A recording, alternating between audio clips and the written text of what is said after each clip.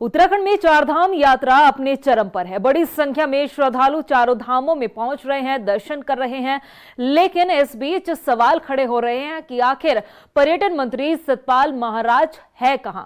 CM Pushkar Singh Dhami तो मोर्चे पर डटे हुए हैं, लेकिन चारधाम यात्रा के दौरान मंत्री सतपाल महाराज आखिर गायब क्यों हैं? रिपोर्ट देखिए।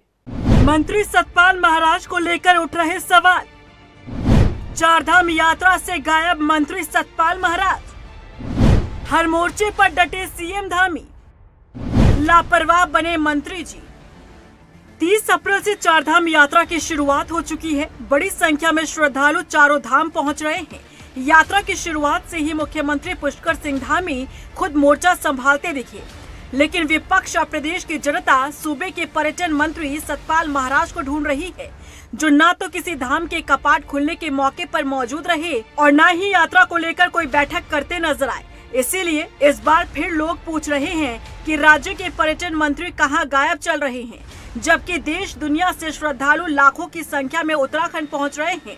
ऐसा पहली बार नहीं कि चारधाम यात्रा के दौरान मंत्री सतपाल महाराज नदारद हो। बीते साल भी यात्रा के दौरान मंत्री सतपाल महाराज नदारद रहे।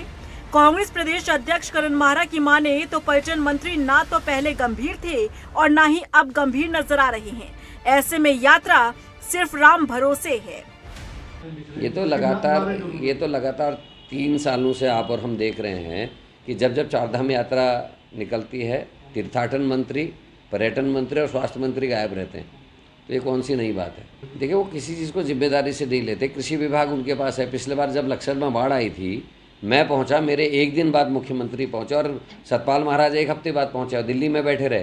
तो ऐसे मंत्रियों के लिए क्या टिप्पणी करें? सबको पता है क्या है क्या नहीं है। वहीं महिला कांग्रेस प्रदेश अध्यक्ष ज्योति रौतेला ने धर्मस्व मंत्री पर सवाल खड़े किए हैं। ज्योति रौतेला ने कहा कि सतपाल महाराज को अपने पद से इस्तीफा देकर महाराज को अपने पूजा पाठ के काम में ध्यान देना चाहिए। देखिए, मुझे लगता है कि सतपाल महाराज जी पर्यटन मंत्री जरूर बन गए, लेकिन उनका जो इंटरेस्ट है वो कहीं पे भी उत्तराखंड पे जो पर्यटक आ रहे हैं उन लोगों की जो सुविधाएं होनी चाहिए, जो काम उनको करने चाहिए, उस पर नहीं है उनका ध्यान।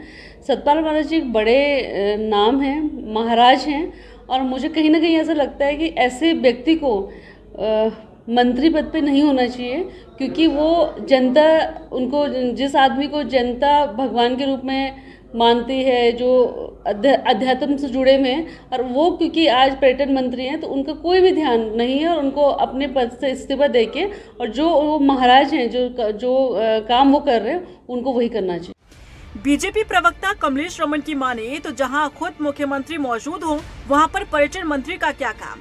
उन्होंने कहा कि पर्यटन मंत्री अपने स्तर पर दिशा निर्देश देने का काम कर रहे हैं ताकि यात्रा सुचारू रूप से चल सके।